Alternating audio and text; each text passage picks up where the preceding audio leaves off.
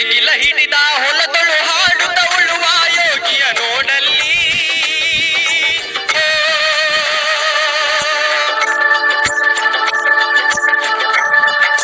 ನೇಗಿಲ ಹಿಡಿದ ಹೊಲದಳು ಹಾಡುತ್ತ ಉಳುವ ಯೋಗಿಯ ನೋಡಲ್ಲಿ. ಸ್ನೇಹಿತರೆ, ಮುರುಗೇಶ್ ಸರ್ ಜೊತೆ ಮಾತುಕತೆಯನ್ನ ಮುಂದುವರಿಸ್ತಾ ಈಗ 5,000 ಲೀಟರ್ನ ಘಟಕವನ್ನ ವಿವರವಾಗಿ ಎಲ್ಲ ತಿಳ್ಕೊಂಡ್ರಿ.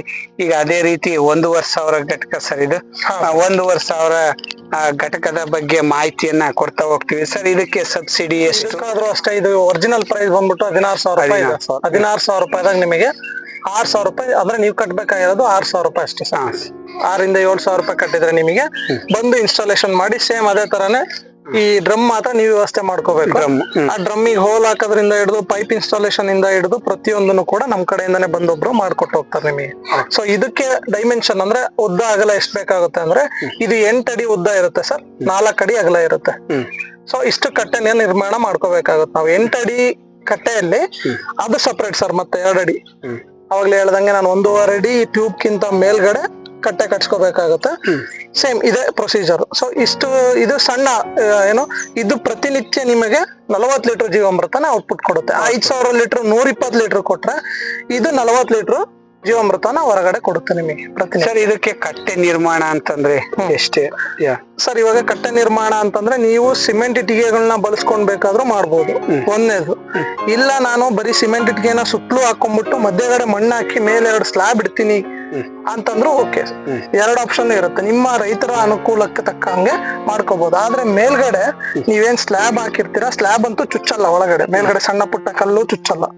ಆದ್ರೆ ಕೆಲವ್ರು ಏನ್ ಮಾಡ್ತಾರೆ ಅಂದ್ರೆ ಸುತ್ತಲೂ ಸಿಮೆಂಟ್ ಇಟ್ಟಿಗೆ ಕಟ್ಕೊಂಡ್ಬಿಟ್ಟು ಮಧ್ಯ ಗ್ರಾವೆಲ್ ಹಾಕೋದು, ಜಲ್ಲಿಕಲ್ ಹಾಕ್ಬಿಡೋದು, ಮಣ್ಣು ಹಾಕೋದು, ಅದನ್ನೇನು ಪ್ಲಾಸ್ಟರಿಂಗ್ ಮಾಡಲ್ಲ, ಹಂಗೆ ಬಿಟ್ಟು ಇದನ್ನ ಕೂರ್ಸ್ಲಿಕ್ ಮಾಡ್ತಾರೆ.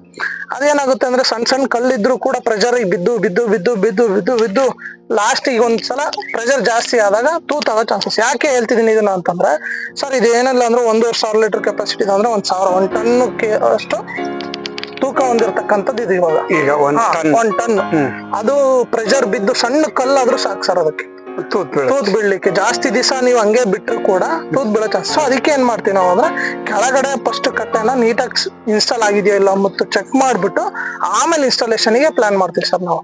ನಮ್ಮಲ್ಲಿ ಏನ್ ಬಂದು ಇನ್ಸ್ಟಾಲೇಷನ್ ಮಾಡ್ತಾರಲ್ಲ ಅವ್ರು ನೀವು ಸುಮ್ನೆ ಬಂದ್ಬಿಟ್ಟು ಕಟ್ಟೆ ರೆಡಿ ಆಗಿದೆ ಬಂದು ಇನ್ಸ್ಟಾಲ್ ಮಾಡಿ ಅಂದ್ರೆ ಡೈರೆಕ್ಟ್ ಆಗಿ ಮಾಡಲ್ಲ. ಯಾಕಂದ್ರೆ ನೀವು ಈಸಿಯಾಗಿ ತಗೊಂಡಿರ್ಬೋದು, ನಾವು ಕೂಡ ಇನ್ಸ್ಟಾಲೇಷನ್ ಮಾಡಿ 4 ಜನ ಉಪಯೋಗಿಸಿ ಅದು 10 ಅಲ್ಲ 20 ವರ್ಷ ಬರೋ ತರ ಪ್ಲಾನ್ ಮಾಡ್ಕೊಂಡೆ ನಾವು ಇನ್ಸ್ಟಾಲೇಷನ್ ಮಾಡ್ತೀವಿ. ಸುಮ್ನೆ ಬಂದ್ ಮಾಡಿ ಅಂತಂದ್ರೆ ಸಡನ್ ಆಗಿ ಮಾಡಲ್ಲ ಸರ್. ಕರೆಕ್ಟ್ ಫಸ್ಟ್ ಕಟ್ಟೆ ರೆಡಿ ಆಗಿದೆಯಲ್ಲ ನೋಡ್ತೀವಿ, ಅದಕ್ಕೇನು ಸಮಸ್ಯೆ ಇಲ್ಲ ನೋಡ್ತೀವಿ. ಅದಾದ್ಮೇಲೆ ಸಗಣಿ ಹೆಂಗ್ ಬರಕ್ ದಬ್ಬತ್ತು ಹಂಗೆ ನೀವು ಅದಕ್ಕೆ ಕೊಟ್ಟಂಗೆಲ್ಲ ಸಗಣಿ ದಬ್ಬತ್ತಾರಾಗಿ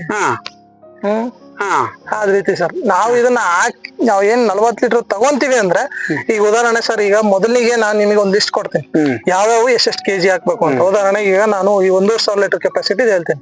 ಈಗ ಮೊದಲಿಗೆ 40 ಕೆಜಿ ಸಗಣಿ, 40 ಲೀಟರ್ ಗೋಮೂತ್ರ, ಆಮೇಲೆ 5 ರಿಂದ 6 ಕೆಜಿ ಬೆಲ್ಲ, ಅದಾದ್ಮೇಲೆ ನುಗ್ಗೆ ಸೊಪ್ಪು 5 ಕೆಜಿ, ಕುಂಬಳಕಾಯಿ 2 ಕೆಜಿ. ಇಷ್ಟು ಪದಾರ್ಥ ಮೊದಲಿಗೆ ಹಾಕ್ಬೇಕಾಗುತ್ತೆ. 40 ದಿವಸ ಆದ್ಮೇಲೆ 40 ಲೀಟರ್ ಜೀವಾಮೃತ ತೆಗಿತೀರಲ್ಲ 1ನೇ ದಿವಸಕ್ಕೆ, 41ನೇ ದಿವಸಕ್ಕೆ ತೆಗೆದಾದಾಗ 40 ಲೀಟರ್ ಜೀವಾಮೃತ ಹೊರಗ್ ತೆಗ್ದಿರ್ತೀರ. 40 ಲೀಟರ್ ನೀರ್ನ ಮತ್ತೆ ಹಾಕ್ಬೇಕು.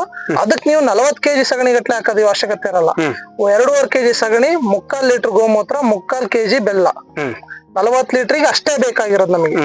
40 ಲೀಟರ್ ತೆಗಿತೀರ ಇವತ್ತು, ನಾಳೆ ಮತ್ತೆ 40 ಲೀಟರ್ಗೆ ಆ 2 ಕೆಜಿ ಸಗಣಿ, 3/4 ಲೀಟರ್ ಗೋಮೂತ್ರ, 3/4 ಕೆಜಿ ಬೆಲ್ಲ ಅಷ್ಟ ಹಾಕೊಂತ ಇರ್ಬೇಕು ಸರ್. ನೀವು ಯಾವಾಗ 40 ಲೀಟರ್ ತೆಗಿತೀರೋ ಆ 40 ಲೀಟರ್ಗೆ ಆ 2 ಕೆಜಿ ಸಗಣಿ, 3/4 ಲೀಟರ್ ಗೋಮೂತ್ರ ಒಂದ್ಸರಿ ಕೊಟ್ಬಿಡೋದು ಮುಗೀತು ಅಂತ ಹೇಳಂಗಿಲ್ಲ. ಇಲ್ಲ ಸರ್, ಪದೇ ಪದೇ ವಿಸಿಟ್ ಬರ್ತಾ ಇರ್ತೀರ, ಮಾಡ್ತಾ ಇರ್ತೀವಿ. ಹಾಳಾದ್ರೆ ಅದನ್ನ ನೆಗೆಟಿವ್ ಆಗೋ ಚಾನ್ಸಸ್ ಬಹಳ ಐತೆ.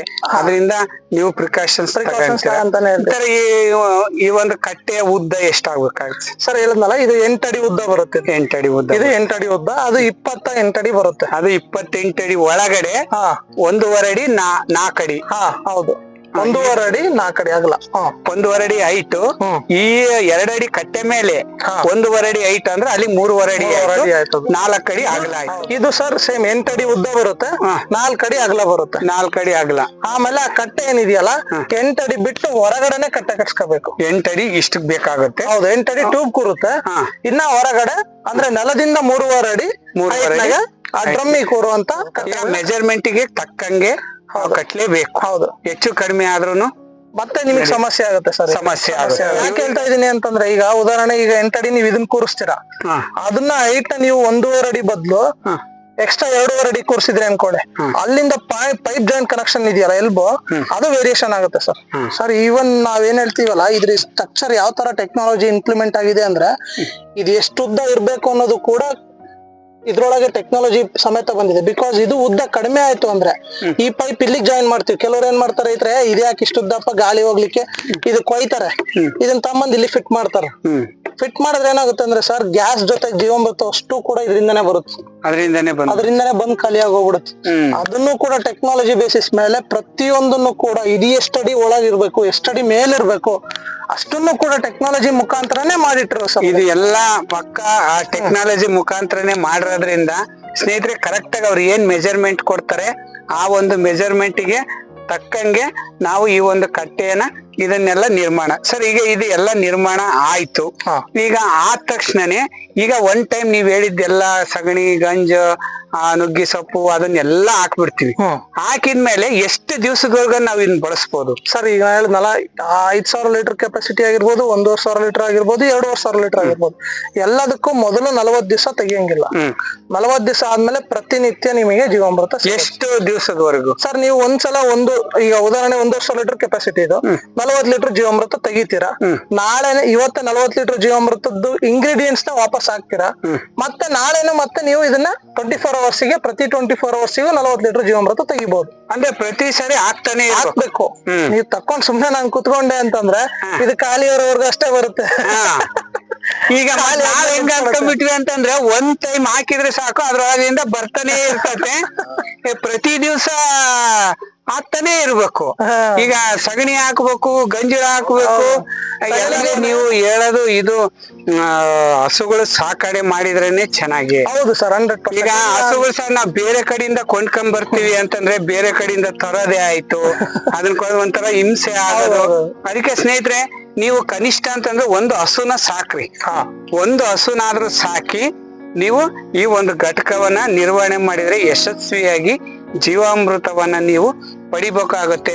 ಹಗಲೆಲ್ಲ ನಾವು ಚುಕ್ಕನಹಳ್ಳಿಯಿಂದ ಕೆಂಚಪ್ಪನ ಹತ್ರ ಕೂನ್ಬೇವಿಗೆ ಬರಕ್ ಆಗಲ್ಲ.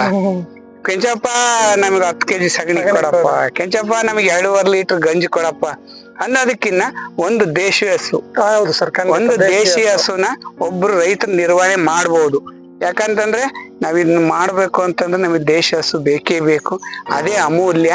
ಮುಂದಿನ ದಿವಸಗಳಲ್ಲಿ ಇನ್ನೊಂದು ಮಾತು ಹೇಳ್ತೀನಿ. ಈ ಮುಂದಿನ ದಿವಸಗಳಲ್ಲಿ ನಾವ್ ಇಷ್ಟೆಲ್ಲ ಆಕ್ಟಿವಿಟೀಸ್ ಮಾಡ್ತಾ ಇದೀವಲ್ಲ, ಇದರ ಜೊತೆಗೇನೆ ನಾವು ಒಂದು ಸಂಘಟನೆ ಜೊತೆ ಸೇರ್ಕೊಂಡ್ಬಿಟ್ಟು ಒಬ್ಬೊಬ್ಬ ರೈತಂಗೂ ಅಟ್ಲೀಸ್ಟ್ ಒಂದು ಹಳ್ಳಿಯಲ್ಲಿ 20 ರಿಂದ 30 ದೇಸಿ ಹಸುಗಳನ್ನ ಅತಿ ಕಡಿಮೆ ಅಂದ್ರೆ ಒಂದು 5,000 ರೂಪಾಯಿ ಟ್ರಾನ್ಸ್ಪೋರ್ಟೇಶನ್ ಖರ್ಚು ಕೊಟ್ರೆ ತಲುಪಿಸ್ಬೇಕು ಅನ್ನೋ ಒಂದು ಮುಂದಾಲೋಚನೆ ಇಟ್ಕೊಂಡಿದೀವಿ.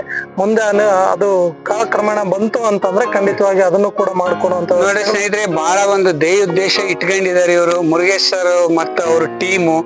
5,000 ರೂಪಾಯಿ ಎಕ್ಸ್ಪೆನ್ಸಸ್ ಕೊಟ್ರೆ ಅದು ಹಸು ಎಷ್ಟು ಬಿದ್ದಿರ್ತೋ ಅದಕ್ಕೆ ಅದ್ರ ಮೇಲೆ ಒಂದು 5,000 ರೇಟ್ ಕೊಡೋದು ಬೇಡ ಸರ್. ಟ್ರಾನ್ಸ್ಪೋರ್ಟೇಶನ್ ಅಲ್ಲಿಂದ ಇಲ್ಲಿಗೆ ಹಾಕೊಂಡ್ಬರುವಂತ ಟ್ರಾನ್ಸ್ಪೋರ್ಟೇಶನ್ ಒಂದು ಹಸುಗೆ. ಸ್ನೇಹಿತರೆ, ಇಲ್ಲಿ ಎಲ್ಲಿ ಸಿಗುತ್ತೆ ಆಫರ್? ಈಗ ನೀವು ಹಸುಗಳು ಕೊಂಡ್ಕೊಂಬಂದು 30-40 ಸಾವಿರ ಬೇಕು. ಅಂತದ್ರಲ್ಲಿ ಅವ್ರು ಬರೀ 5,000 ರೂಪಾಯಿಗೆನೆ ಹಸುಗಳನ್ನ ಕೊಡ್ತಾ ಇದಾರೆ ಅಂತಂದ್ರೆ ನಿಜವಾಗ್ಲು ಬಹಳ ಈ ಒಂದು ಕಲಿಯುಗದಲ್ಲಿ, ಈ ಒಂದು ವ್ಯವಸ್ಥೆ ಭ್ರಷ್ಟಾಚಾರ ಹಾಹಾಕಾರದ ಕಾಲದಲ್ಲಿ ಇಂತ ಒಂದು ರೈತರಿಗೆ ಅನುಕೂಲ ಮಾಡ್ತಾ ಇದೀರ ಅಂತಂದ್ರೆ ನಿಮಗೆ ಹ್ಯಾಂಡ್ಸ್ ಆಫ್ ಸರ್. ಈ ಒಂದು ಈ ಎಲ್ಲಾ ಒಂದು ಜೀವಾಮೃತ ಘಟಕಗಳ ಬಗ್ಗೆ, ಜೀವಾಮೃತದ ಮಹತ್ವದ ಬಗ್ಗೆ ಮುಕ್ತ ಮಾತುಗಳಿಂದ ನಮಗೆಲ್ಲ ಮಾಹಿತಿಯನ್ನ ಕೊಟ್ಟ ಮುರುಗೇಶ್ ಸರ್ಗೆ ಮತ್ತೆ ಈ ಒಂದು ಮಾಹಿತಿಯನ್ನ ಮತ್ತೆ ರೈತರಾದಂತ ಕೆಂಚಪ್ಪರಿಗೆ ಹೊಂದಿಸ್ತಾ ನಾನು ಈ ವಿಡಿಯೋವನ್ನ, ಈ ಒಂದು ಸಂದರ್ಶನವನ್ನ ಇಲ್ಲಿಗೆ ಮೊಟಕುಗೊಳಿಸ್ತಾ ಇದ್ದೀನಿ ಸ್ನೇಹಿತರೆ. ಮುಂದಿನ ದಿನಗಳಲ್ಲಿ ಇನ್ನ ಹಲವಾರು ವಿಚಾರಗಳನ್ನ ಮುರುಗೇಶ್ ಸರ್ನ ಮಾತಾಡ್ಸೋದೇ ಆಗ್ಲಿ, ಕೆಂಚಪ್ಪನ ಮಾತಾಡ್ಸೋದೇ ಆಗ್ಲಿ ನಿರಂತರವಾಗಿ ನಡೀತಾ ಇರ್ತದೆ.